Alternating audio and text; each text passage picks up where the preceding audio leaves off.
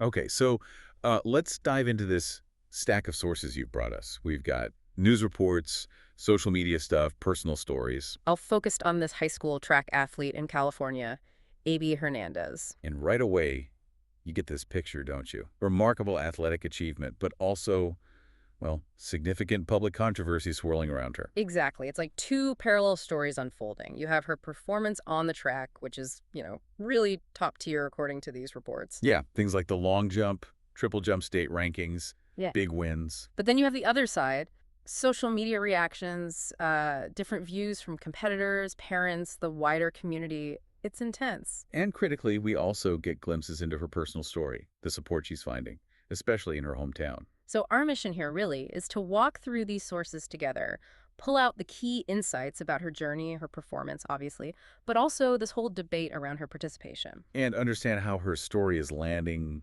in different places online, in her community. We'll look at those amazing wins like that 41-foot 4 ever triple jump at the CIF finals. Well, the source says it was 4 feet further than second place. A huge margin. Or her season best #1 in California for girls track in both long jump and triple jump, based on these Yeah. reports.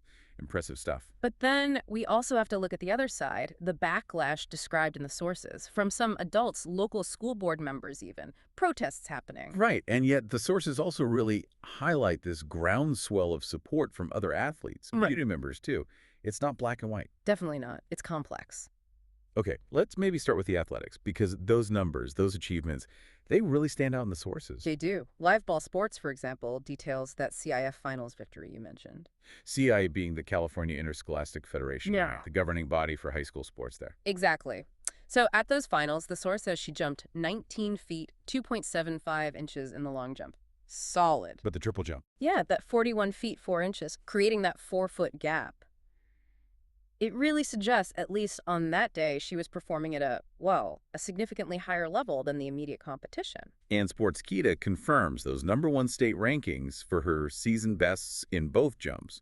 Notes her qualifying for multiple events at the CIF Southern Sectional Prelims, too. And there are other reports, like from the River Valley League Championships, wins in high jump, long jump, triple jump, again by pretty big margins according to the sources. So the picture from the sources is clear. Yeah.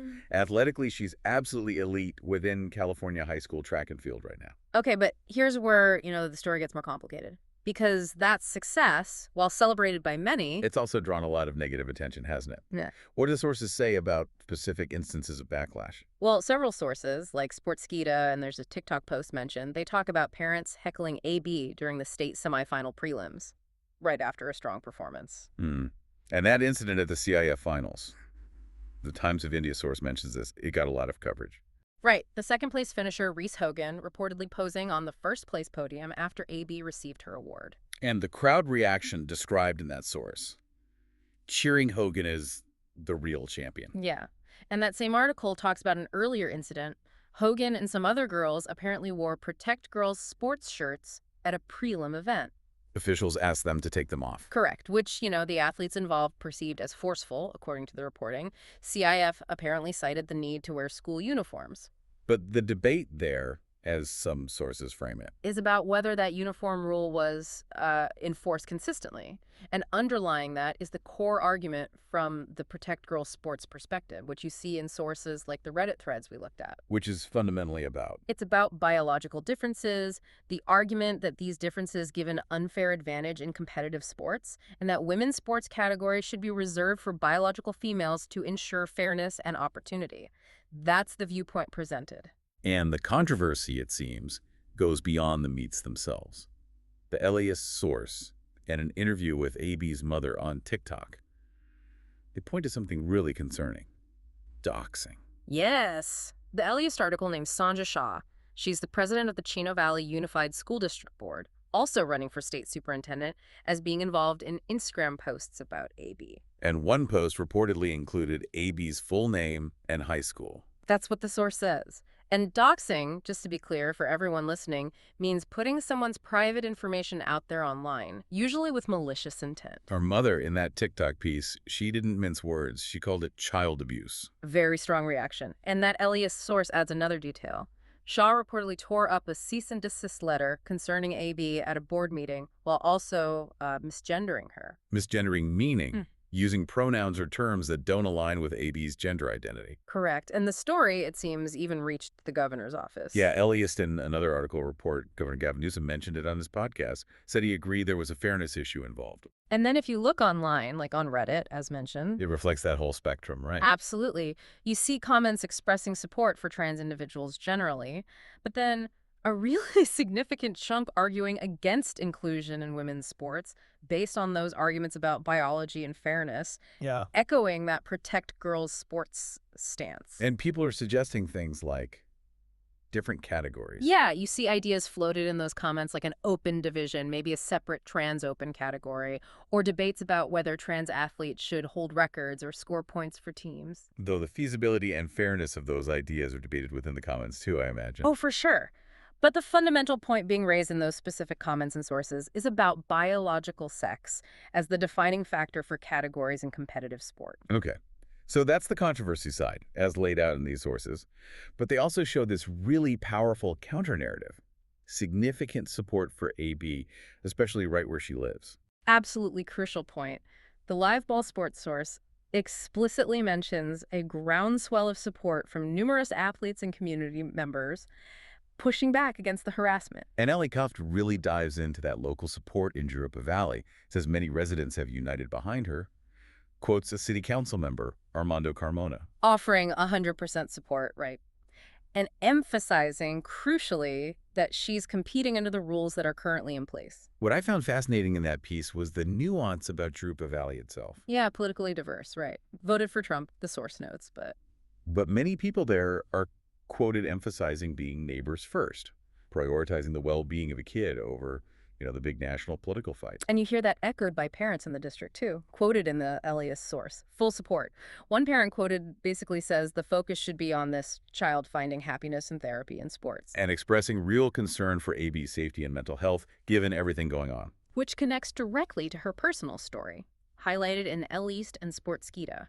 Raised by grandparents, immigrants from Mexico and El Salvador, follows the Catholic Church. And her mother really emphasizes how vital sports have been for her mental health as a coping mechanism. Especially through difficult times like losing her grandparents and now navigating this intense public focus, her mother calls sports therapy for AB. And she's expressed serious concerns, according to the sources, about her daughter's mental state and safety because of the backlash. The sources also mentioned she's been athletic basically her whole life, tried lots of sports before focusing on track. And her mom hopes, as shared in the sources, that maybe AB's story can help other kids feel okay being themselves, finding happiness. So yeah, while the national conversation's often really polarized, these sources definitely show a strong, supportive local community rallying around her as a person, as their neighbor. One interesting side effect when you dig into the social media sources is how her name just gets tangled up online.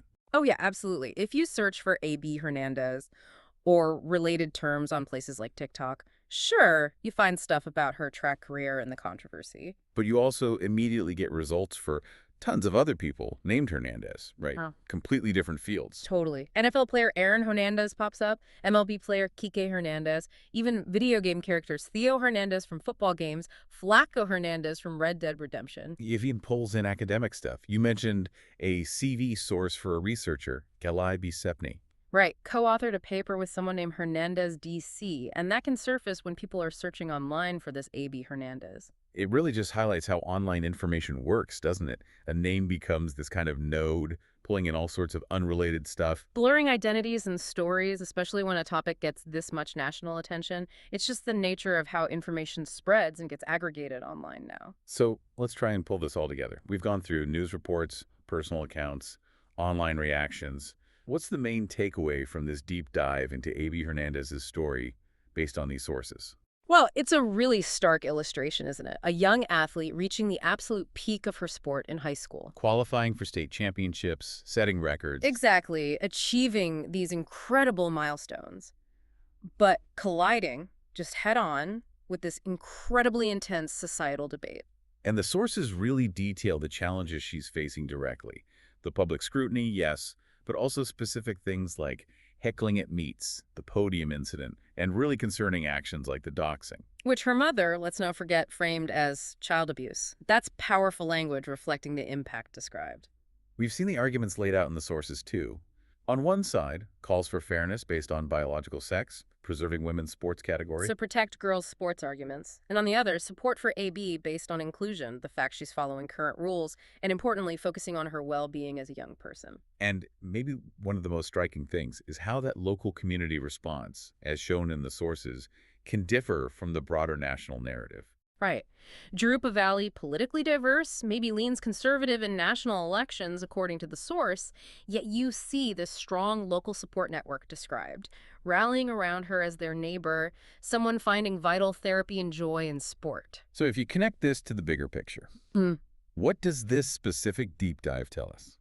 I think it really throws into sharp relief how these big national debates about really complex social issues land on individual lives, especially young people caught in the middle in high-pressure situations like competitive sports. It forces you to look beyond the headlines, doesn't it? It really does. To see the human impact and also the different ways communities grapple with these tough conversations when it involves someone they know, someone right there among them, it definitely leaves you thinking about how we navigate these competing values when a young person's well-being is at the center.